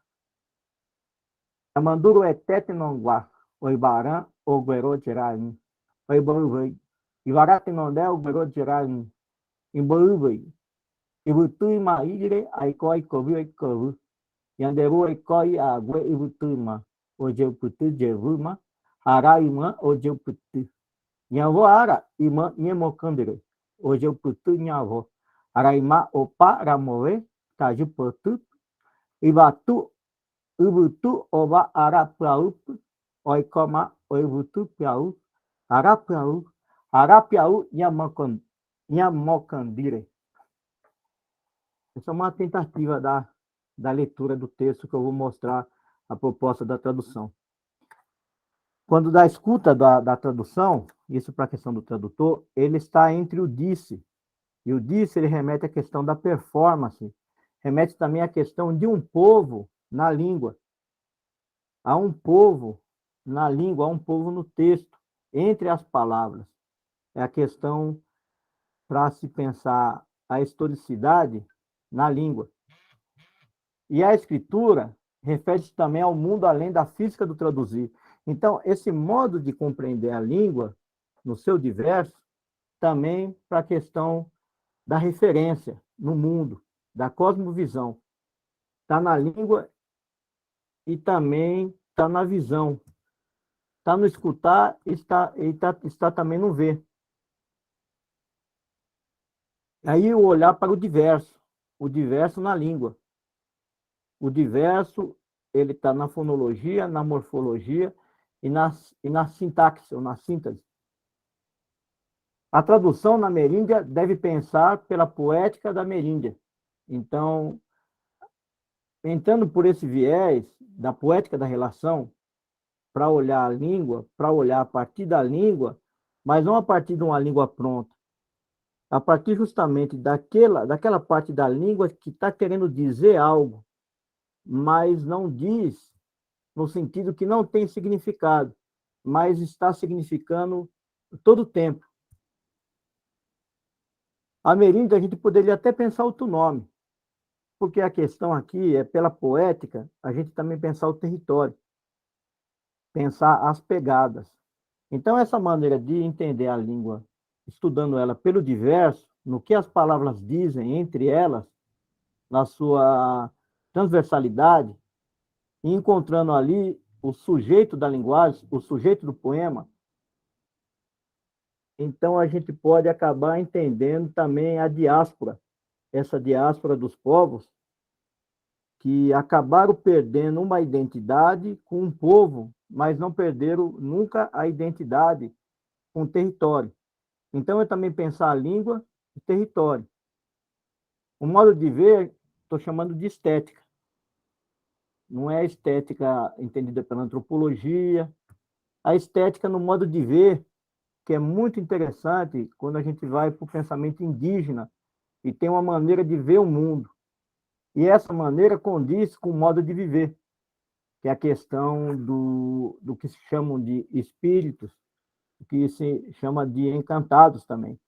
Aí entra a questão da ancestralidade também, a ancestralidade na língua, as pegadas na língua. O modo do tradutor se encontrar com essa parte da língua e ele está se encontrando também com pegadas. Isso na frente, a ancestralidade na frente. Eu penso a ideia do Haroldo de Campos, que ele fala física da tradução, em relação com o pensamento do Walter Benjamin sobre língua pura. A língua pura é uma língua, a gente poderia dizer, é uma língua misturada, mas todas as línguas são misturadas, né? O que é uma língua pura, então? O que é o surgimento de uma língua? O que é o surgimento de um povo? Aqui é a questão da metafísica, para pensar justamente a ameríndia. Não a ameríndia fora, não o mundo que está fora, mas justamente trazer esse mundo para cá, que é a questão da alteridade, um outro modo de ver. A poética do traduzir e poética dos cantos na ameríndia parecem similares. Então, a gente passa pela poética do xamanismo, a questão da poética do traduzir, essa poética das palavras, não é um pensamento fora das palavras. Então, é um desvio da interpretação. A proposta é um desvio da interpretação. É uma sintaxe violenta, que justamente para o português ele não dá o entendimento, porque não é a sintaxe do português, isso também não é a do Guarani. Tem um pouco da do Guarani também, nessa proposta de tradução. O tradutor tem um posicionamento na física do traduzir em desvio à interpretação. A ideia do ritmo, no Henri Mechonic, é o que mantém desvio. Você começa a escutar o disse nas palavras e também começa a escutar o disse no mundo, que vamos chamar de poema do mundo. O que liga entre as palavras, em suas repetições entre elas, chamaremos de verso. A ideia é do Eduardo Glissant, martiniquense. Ele fala da poética da relação e ele vai falar de criolamento. Mas quando a gente pensa criolamento, a gente pensa o quê, né? Justamente aquela língua que surge no meio de grito, surge no meio... É aquela questão do próprio grito dentro da língua. O canto é a transformação do grito no tempo da cura. É a questão do canto, no momento que ele age na pessoa e faz a cura. Por quê? A ideia é que ele faz a cura porque ele traz a pessoa para esse poema do mundo, esse território sagrado. Ele traz uma maneira de ver diferente, não completa, contra a violência do signo, a violência da certeza. A dúvida parece ainda melhor, ainda mais em questões de um tempo do terror, num tempo difícil, de extermínio, um tempo onde a gente vai só encontrar justamente pegadas. É um olhar para a construção contínua desse território que estamos chamando de ameríndia. O interpelativo dos cantos, a força da linguagem, é o participativo, o modo de significar. É a participação do tradutor nesse modo de significar, no futuro do presente. As palavras se significando. É uma novidade. A língua pura, ela é uma novidade, é uma língua do futuro, é o futuro do presente. É interessante isso para pensar os povos do Guarani. São vários povos do Guarani, e existem ainda outros. O tradutor não pode forçar isso. O tradutor ele não pode forçar a interpretação. Ele seguia nesse abismo da tradução, ele seguia pelas palavras, por escutar o disse da palavra, as repetições entre as palavras, aquilo que ela quer dizer e que não está dizendo, ainda mais porque você está passando de uma língua para outra, né? É um trabalho na incerteza, na dúvida. Não é política dos homens. Então, a poética, aqui a gente pode pensar também e se guiar pelo pensamento de Pierre Classes, né? É um abandono da política dos homens, da certeza, das coisas prontas. O tradutor, pela poética do traduzir, está pela poética das palavras, a política delas. É a política da poética. Revela o sujeito do poema, assim como o canto de cura. Desde a escuta da árvore de cantos. Esse é o pensamento do Davi Copenau. A escuta da árvore dos cantos, Chapire. E o encontro em Terra-Flor, que é Potura, a Terra-Flor, poema do mundo. Aqui eu vou fazer a leitura da proposta de tradução. O texto é de Leon Cadorga, outros também retraduziram, são boas retraduções. A questão aqui não é dizer uma tradução não é boa, a outra é boa. A questão que eu reparei nessas outras traduções, por exemplo, a do próprio Pierre Classes, que a gente tem aqui no Brasil, uma tradução do francês para o português, da obra de Pierre Classes, onde ele retoma esse canto, que é o canto de número 1 do livro Aivuraputa. Outra pessoa que traduziu foi Cacá de Cupé, no livro Tupã Tenondé. Ele traduz também, faz uma belíssima retradução. E, em Roça Barroca, Jocely Viana Batista também. Eu notei que eles traduzem a palavra Ubará, eles traduzem como divino. Eu achei melhor não traduzir a palavra porque ela repetia muito. Eu vou ler a tradução e vou terminar a minha apresentação. Ibará entre o pé, redonduzindo assento, entre há muito tempo, noite, guerogerá. Ibará, saber ser que há luzindo o olho. Ibará, o ainda escutado. Ibará, entre a mão, coluna taquara. Ibará, entre a mão, florilhando pontas. Guerogerá e amandui, entre há muito tempo, noite. Ibará, ponta instante, cocar das flores, orvalho vendo. Ibará, por entre o cocar das flores. O há muito tempo, pássaro, beija-flor, voa havendo. Yanderu, desde principia. Ibará, corpo teu, guerogerá, há havendo. Vento, há muito tempo está havendo. Altar, terra, será sem saber, antes para ser de si. Céu será, terra terá, está no começo que era, sem saber antes para ser de si, disse doce beija-flor. Beija-flor, Ibaracá, a Yamandui. Yanderu, Yamandu, desde principia, o céu será sem guerogerá, sem antes, passando, noite, ele não viu. Quando o sol sem estar ainda, luzindo o peito está havendo, no Ibará do saber que há, aprendeu-se, sol saindo. Yanderu Eté, desde principia, vento, há muito tempo está havendo, respiro contínuo, a coruja faz a noite vindo, estende já o altar noite. Yamanduro Eté, desde principia, sem guerogerá, céu será, antes. Terra principia, sem guerogerá, passando. O vento, há muito tempo ele está havendo. Yanderu, no lugar em que o vento, há muito tempo vem novamente. Em cada muito tempo dia, a cada muito tempo cada dia se vive. A cada novo, a cada vem novamente.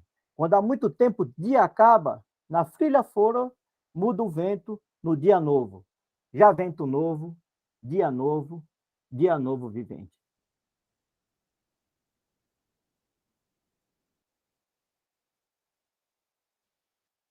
Essa é Obrigada, João. a tradução. É uma língua misturada. É uma língua nova, é uma língua que quer dizer as coisas. É uma língua nesse sentido. É um desvio, toda hora é um desvio da interpretação. É isso, professores. Obrigada, João. Então, vamos abrir para a sessão de perguntas. A gente tem 6 minutos, mas eu acho que depois tenha o link do café virtual, se a gente quiser continuar a conversa. Sara, antes de começar, eu queria saber, vai ter outra apresentação hoje? Não, o nosso tempo já acabou. Se esgota às 2h. Então, amanhã vai ser, eu Às estou olhando 4h. aqui, Não, já não sei. Jusicleide amanhã e você, não é? Ou tem mais Isso. alguém? Não, só nós duas. Tá bom. Bom, então eu queria fazer uma pergunta para a Isabel e outra para o João, começando pelas ordens de apresentação. Gostei muito do que eu ouvi. O meu objeto de estudo é mais próximo do João, mas eu gostei muito, Isabel. Eu fui para Roraima, conheci aí um pouco do estado, foi uma experiência bem interessante. E eu trabalhei um pouco com Vilmar, Vilmar da Unicamp, não sei se você sabe quem é. Ele trabalha muito com essa questão do tradutor indígena, né? Nas escolas. Então, eu acho interessante essa proposta do próprio tradutor, do falante da língua, né? Fazer a tradução. Eu queria que você falasse um pouquinho sobre isso, porque eu também me indaguei sobre isso, né? Em que medida o tradutor da língua, não é que ele necessariamente, eu não tenho aqui nenhum juízo de valor, mas eu intuo que ele, em função dos conhecimentos que ele possa ter até pela família dele, pela questão, né, das relações sociais que ocorrem aí, ele talvez tenha condições de procurar algumas palavras, alguns contextos, que alguém que está fora da comunidade não teria como, mas é uma hipótese só. É essa pergunta. Eu queria assim ouvir você falar um pouquinho sobre o tradutor indígena, né? Aquele que é falante da língua. Sim. Mas é essa questão mesmo, né? Eu acho que esse contexto, o que está em volta do tradutor indígena, né? É justamente o seu contexto. Por falar a língua, diferentemente do Marc de Civrier, que fez um trabalho belíssimo, que aprendeu a língua iecuana para poder fazer todo o seu processo de coleta e de tradução, ele tem, o tradutor indígena tem esse contexto, né, linguístico, cultural, de fazer como Paulo Então, assim, essas palavras, tem palavras que é impossível da tradução, e elas se permanecem da mesma, escrita da mesma forma, né? Então, algo que, é como se diz, é algo que é estranho, aquela língua, na língua portuguesa, é uma outra língua, se transforma em uma outra coisa, em um outro texto, né? Mas é o que você falou, é o que você perguntou e, ao mesmo tempo, que respondeu, né? Na própria pergunta. É esse contexto que dá condições que a gente não vai dizer que é ideal, porque não é, porque o que é ideal parece que é o resultado, é o produto que fica disso aí. E que, ao mesmo tempo, quando se traduz um texto em iecuana, vem sempre um outro iecuana dizer que tá errado, tá faltando. Tem sempre uma falta, tem sempre um erro e tem sempre equívocos mesmo tendo um contexto que fala a língua que entende e que está no seio da comunidade, né? Eu acho que é algo que está sendo conformado diante dos nossos olhos, diante de nós, e nós temos que aprender sobre... Quanto mais esse exercício do tradutor indígena se efetivar, mais nós teremos respostas nossas, né? Perguntas que a gente faz sobre tradução, sobre o papel do tradutor, e que, para mim, ainda são notas muito pobres assim de pesquisa, né? Porque eu estou ainda muito tateando os estudos da tradução, porque eu tenho uma prática junto ao povo iecuana, de forma especial, mas, por exemplo, eu fiz um TCC que era com uma iecuana, uma mulher, que é incrível, como você não sente diferença de uma tradução feita por um homem, uma mulher iecuana, né? Porque é de uma qualidade que te impressiona, assim, o texto, o empenho.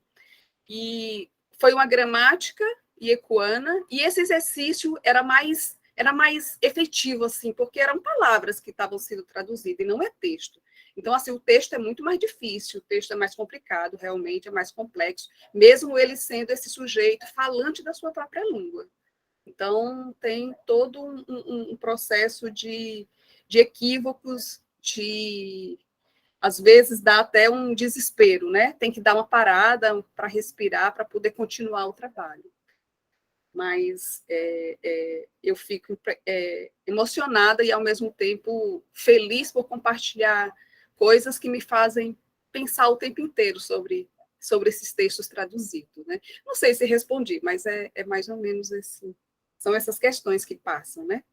Respondeu sim. Eu estou falando isso porque, como eu disse no início, eu comecei, assim, eu tinha, alguns anos atrás, a tentar fazer a tradução do Aipuraputá. E, assim, primeira estrofe foi, e eu, claro, estava com um guaranófono, que é ele mora numa aldeia, professor lá, no Espírito Santo, ele estava fazendo o mestrado dele aqui. E, rapidamente, né, o texto do Aipuraputá é um texto muito denso, com muitas referências, né? Então, muito rapidamente, ele falou, olha, isso eu não sei. Aí eu entendi que também essa questão, aí é uma hipótese que eu tenho, né? Ele vai, eu tenho que perguntar para os mais velhos, ele sempre falava isso, tem que perguntar para os mais velhos. Então, eu achei interessante isso, porque o conhecimento também é geracional, né? Então, será que o texto também não se renova? É uma hipótese aqui que eu tenho, que foi em função desse trabalho, né? Ele falou, olha, eu não consigo acessar essa parte, né? Eu ouvi falar quando era pequena, e volta e meia ele falava das experiências que ele tinha ouvido, da tia, do pai, do tio, e aí quando ele ia para a aldeia, né? Ele fazia pesquisa de campo, voltava, então eu fiquei com essa questão, mas acho interessante isso, né? O contexto ao qual eles têm acesso. Mas mesmo assim também com limitações, né? Porque depende também de outras questões de conhecimento mesmo, de divindade, acesso a isso, mas é uma questão interessante. Então, foi essa dúvida que eu tenho desde então na minha cabeça, em função dessa experiência que eu tive, né? E a outra Posso pergunta... aproveitar? Professora, tá. posso só aproveitar a sua pergunta que tem a ver com a minha? Porque eu fiquei pensando, Isabel, como é que eles pensam a questão da tradução, assim, teoricamente, o fazer, como é que tudo isso opera no fazer tradutório deles? Na verdade, Sara, parece que a tradução tem essa coisa do impensado. E isso também cria essas pontes assim de não entender. Esses exercícios da tradução, ainda para os professores e Ecoana, algo que o produto aqui tem que estar pronto, né? Eu acho engraçado que quando a gente foi fazendo a coleta e foi traduzindo esses textos, ele dizia assim para mim: eu quero um material didático. Você que vai pensar sobre essas coisas aí. Quando eu conversava com ele sobre o próprio ato de traduzir. Para mim, eu poderia até te dizer para ti, assim, é impensável isso para eles, porque o que eles querem é a palavra, é a frase pronta, é o texto pronto e o material didático pronto para ser usado na escola, né? São questões muito mais que tocam as minhas buscas do que a dele em si, né, sobre isso. Né? Eu sinto isso. O Fernando e a Ecoana, como já é um trabalho de mestrado, ele já tem um pouco, ele já aprofunda um pouco no texto dele essa questão da tradução. E a tradução sempre coletiva, que é algo muito interessante, muito fascinante, porque lida com essa questão mesmo de dizer é o que está certo, é o que os velhos falam. Uhum. Ou então eu tenho que eu aproximar o que eu puder daquela da fala dos antigos, né? Porque lá é que contém a verdade da língua e da cultura e de muitas palavras que eles não conseguem ter acesso, como a professora Ana Rosa estava colocando. Então é algo assim impensado ainda. E eu acho que quando nós tivermos incitar para que o tradutor indígena pense sobre esse próprio ato de traduzir e olhar para o texto em si, nós temos muito a ganhar nos estudos da tradução. Eu penso isso, né? Pode ser que não, mas eu acho que sim. Mas é algo ainda muito impensado, assim. Ou talvez seja impensado no próprio texto, né? Porque culturalmente, se eles querem compartilhar, existe uma questão de tradução posta, né? Talvez seja impensado ainda no texto, mas na vida prática, Achei curioso isso, mas exatamente, obrigada porque pela assim, resposta. porque só para fechar, tudo no mundo iacuano, assim, para trabalhar a escola, eles traduzem tudo. Então a tradução é muito maior do que eu estou trazendo aqui para vocês. Eu é que não sei ainda traduzir como é esse exercício, né, feito de forma não só individual, mas coletiva. Porque eu não ia botar as fotos, mas eu tenho foto deles trabalhando em conjunto com seus cadernos e fazendo a tradução, tanto coletando as histórias com alguém contando, quanto depois vindo passando para a língua portuguesa, conversando, dialogando, afinando aquele texto para poder ir para a escola. Então, assim, não é que não seja... O pensar está aí, está no mundo contemporâneo que a comunidade vive, que a comunidade ecoana vive, e nessa necessidade ainda, né? A necessidade é essa, diretamente ao seu... assim, a tradução é feita, tanto a coleta como a tradução é feita para os jovens ecoanos. A gente precisa produzir um material, já que a escola está aqui na nossa comunidade, para que eles possam ter acesso a isso, né? Não só no seio da comunidade, porque o povo iacuano ainda cultivam e contam histórias e cantam, faz parte do dia a dia. Só indo também lá é que você sente essa atmosfera, tanto da coleta quanto da tradução desses textos, certo? Mas é por aí. Tá. Obrigada. Professor Roberto, a gente tem que deixar a sala e ir para outra ou a gente pode ficar aqui? Eu nem sei. Deixa eu abrir aqui. É porque eu vi nas instruções que a gente Era para teria estar um que... monitor aqui, mas assim, eu fui agraciado por vocês aqui agora. Assim, pode comentar um pouco? Só 2 minutos, assim. As 3 falas, Isabel, Ana e João, têm perspectivas diferentes, mas caminham no mesmo sentido, que é muito legal isso. Assim, há uma coisa assim, um trabalho super importante que a gente que é progressista tem que fazer, Assim, tem uma parte do mundo hoje que caminha para uma coisa, assim, não sei para onde caminha, para alguma coisa estranha. E tem uma outra parte do mundo, assim, que está trabalhando educação, universidade, essas coisas, fazendo coisas e vendo ali onde há falhas, onde alguma coisa pode melhorar. E aí o trabalho de vocês caminha num sentido bom, apesar de cada um estar trabalhando com perspectivas diferentes. E isso é interessante, é muito interessante. Eu ouvi vocês assim de fora, não conhecia vocês, conheci agora. Foi fantástico, Isabel. A responsabilidade que você tem lá orientando esse povo é muito grande. Ana também, Ana congregou aí gente de tudo que é lugar. Você deve ter um currículo extenso aí, com certeza, um monte de gente formada, e são coisas que vão se frutificando, sabe? E João Paulo também, João Paulo está mais com o pé ali, ainda na filosofia, naquela coisa mais ocidental, mas ali no meio que tem que entrar, no meio desse nó, e lá do meio também que tem que tirar outras coisas e desconfigurar aquilo tudo para fazer uma abordagem nova, uma metodologia nova. Então, muito confiante, assim. Gente, queria convidar vocês, assim, eu vou mandar aqui um link do texto do Espino. A gente tem uma série de laboratórios lá no nosso programa, e fica parado porque, assim, a gente está trabalhando por 5, né, sem concurso há 8 anos, né? Então, assim, mas a gente tinha isso, e esses laboratórios dão pequenos textos. Quem apresenta dá um livreto, assim, que vai lá para o nosso site. E aí a gente tem 4 ou 5 pesquisas em línguas indígenas, questões indígenas, e seria muito interessante receber vocês para fazer alguma coisa no segundo semestre, viu, gente? Então, bom evento. Desculpa aí se eu falei demais, era para monitor ficar quieto, né? Roberto, deixa eu lhe perguntar, e Sara, dá para fazer uma pergunta? Eu tenho uma pergunta para o João, ou não dá mais? Ah, sim. Eu não sei. Em termos de... Dá tempo, professor. Tá, então eu vou fazer aqui. João, então, anotei várias coisas, né? Você trabalha com esse texto que eu já também comecei a tentar traduzir com um colega guaranófono.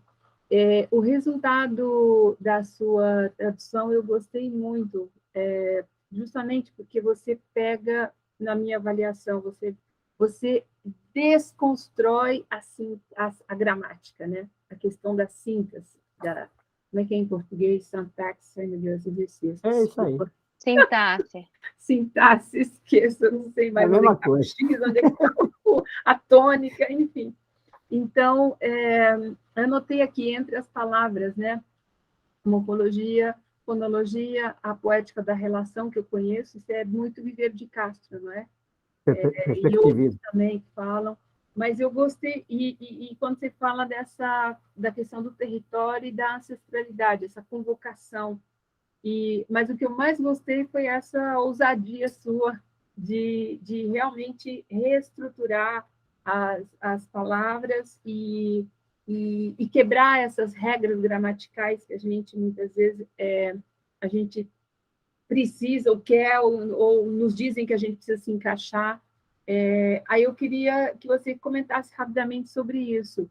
Você deixou, eu observei que você deixou Ivara, né? Você deixou em Guarani, então tem a questão da repetição, né? Que vai, tipo, uma literação que está ali, e, ao mesmo tempo, você, na minha leitura, poetizou, né? Alterando. Você tem uma palavra muito bonita no final, o dia vivente, né? O dia vivendo, vivente. Eu achei isso muito bonito. Então, como é que você pensou essa tradução concretamente? A tradução, ela vai indo, primeiro a palavra Tenondé. Tenondé, eu esqueci agora as propostas, mas a ideia de principia, sabe? Esse Tenondé, ele significa frente. O passado, ele está na frente. Então, o pensamento indígena, ele não tem essa ideia. É a própria antropofagia, né? Ele não tem essa ideia de passado. O passado está sempre sendo vivido, mas ele está sempre na frente. Essa é a questão dos ancestrais na frente, o próprio Yanderu na frente, né? E então, logo nesse começo desse verso, que ele é muito difícil, você conhece por causa dessa questão do papá. Papá é pai, papá é acabado, o que está dizendo ali? Então, ele vai variando. A ideia é fugir da interpretação, é não ter preocupação com fora. É a própria ideia do Walter Benjamin. Não se preocupa com o leitor. Nesse momento, o leitor começa a aparecer ali dentro, um povo ali dentro, nessa parte da língua que se repete, que são as aliterações, a sonância, essas marcas que não têm significado. Não têm significado no sentido que não são morfemas, não são unidades mínimas de significado, mas elas estão significando o tempo todo. As palavras estão significando o tempo todo. Ali tem alguma coisa que a gente diz, isso aqui está ligando, né? É o radicalmente arbitrário. E nesse desvio, a gente começa a se apegar com a repetição. Se a palavra repetiu ali, vamos repetir aqui. Essa palavra ela tem que significado, tem tal, vamos colocar aqui. E aí vai surgindo essa sintaxe violenta, essa sintaxe nova, que dá a ideia de uma língua crioula. Mas a ideia de crioulo sempre como língua mestiça, língua misturada. Mas não é misturada, todas as línguas são misturadas. No final de contas, todas as línguas são indígenas. As línguas não têm culpa da política dos homens. E dentro delas tem vários povos. Elas são assim, na sua variedade. Então, esse desvio, professora, vai trazendo essa língua que, em primeiro momento, você se assusta e dizer ela não vai dizer nada. É o momento de nomear, parece que você está nomeando tudo novo, né? É uma língua da dúvida como certeza. Então, isso também dá respaldo para a questão da política, mas a política pelas palavras. E aí ele vai montando esse texto, a palavra ibará é uma palavra que é um grande problema traduzir, porque, na verdade, o que está aí é o tcherecó, o nosso estar. O tcherecó. O pensamento guarani é um pensamento de abandono, é um pensamento de saída. Mas essa saída para icobê, para permanecer. Não é uma saída para sair fora. Para abandonar, né? Para abandonar. Você abandona o mundo das coisas, pensando o pensamento da Ellen Classes, do Pierre Classes, não, em cima da terra sem mal. Você retorna. A própria Ellen Classes diz, é a última instância do pensamento guarani, é no próprio pensamento. Então, se as terras estão sendo demarcadas, nós vamos recorrer para as palavras. As palavras vão dar a nossa libertação, né? Então, é a poética das palavras no lugar da política dos homens. Para isso, esse desvio. Entender essas marcas que não têm significado, que estão significando o tempo todo, querendo significar o tempo todo, é isso que interpela, isso que faz a cura, que traz um novo sujeito, o sujeito do poema. Esse sujeito do poema, ele é ancestral, esse sujeito do poema, ele está o tempo todo ali, ele tem ele é histórico também. Eles são os ancestrais, tem a questão das pegadas, tudo isso nesse pensamento de você se desviar, de você entender essas marcas desse modo. Aí é uma teorização, né, professora, a partir dessa prática do desvio, essa prática de desviar da interpretação. Essa palavra é boa, essa palavra não é boa. A gente está caindo no abismo, então vamos se apegar na própria dança das palavras, né? Não como uma metáfora. A dança das palavras como se as palavras dançassem entre elas. Elas com maracá na mão delas, né? Esses barulhos que a gente escuta dentro das palavras, que são os gritos, não é? Das violências, são também o canto dos pássaros, são também as abelhas, são os tiapiri, está tudo ali na língua e nos traz um outro modo de ver o mundo, olhar esse mundo no perspectivismo ameríndio, um mundo que o interessante dele é a poética da relação, é um outro pensamento sobre fronteira, não é aquele pensamento ocidental sobre fronteira, mas a fronteira como a própria ideia de uma geografia do pensamento, de uma viagem. Aí isso já vai para o xamanismo e essas considerações. Achei bem interessante, porque você fala de Benjamin, né? Benjamin, na tarefa do tradutor, texto que você deve conhecer, né? A sua referência de 1923, que é justamente essa possibilidade de pensar a tradução e essa tarefa, né? Que tarefa, no fundo, nós temos? E eu acho interessante quando consegue conjugar essa parte da teorização, né, do que é exatamente essa língua pura, a partir de um texto como esse, e aplicá-lo depois fazer uma proposta, né, porque tudo é uma proposta. Eu achei bem interessante o que você viu nessa proposta. A princípio, quando você começou a ler, eu falei, nossa, eu não estava entendendo. Aí chegou uma hora que eu falei, não, Ana, é isso, tá, entendi. Entendi que é a dança das palavras, né? Então, a gente tem que virar a chave, né? É difícil, é muito difícil, porque a gente não está acostumado a pensar assim. E é um outro pensamento, você fala de xamanismo, eu penso nos espíritos, né? Eu tenho vários amigos indígenas, eles falam isso, o espírito para eles é uma coisa que eles vivem, né? É uma coisa que está aqui, faz parte. Então, é uma outra visão de mundo, não é essa que a gente tem, né? Que é uma herança mais do mundo mais racional, né? Digamos, que sequer racional, porque agora a gente está vendo que racionalidade não tem muita coisa, não.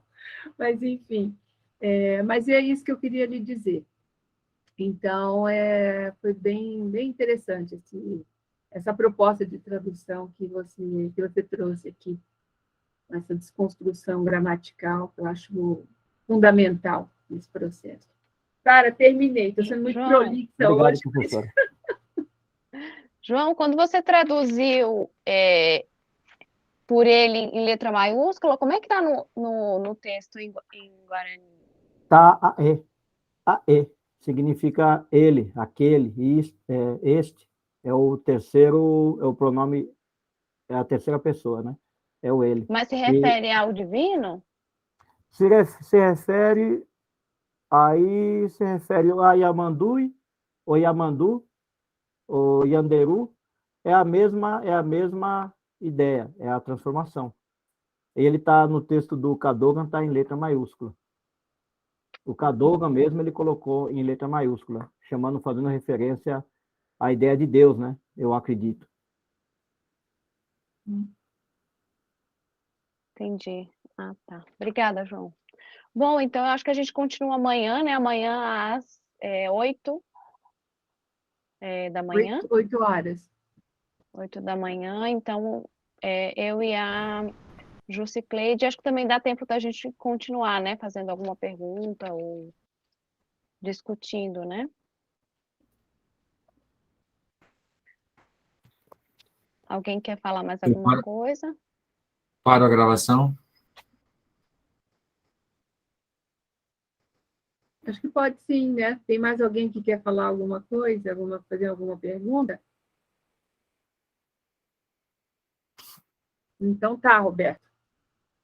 Gente, foi um grande prazer estar com vocês aqui, viu? Eu vou para a gravação agora e depois a gente envia para vocês sob sua solicitação. Vai para o YouTube, né, professor?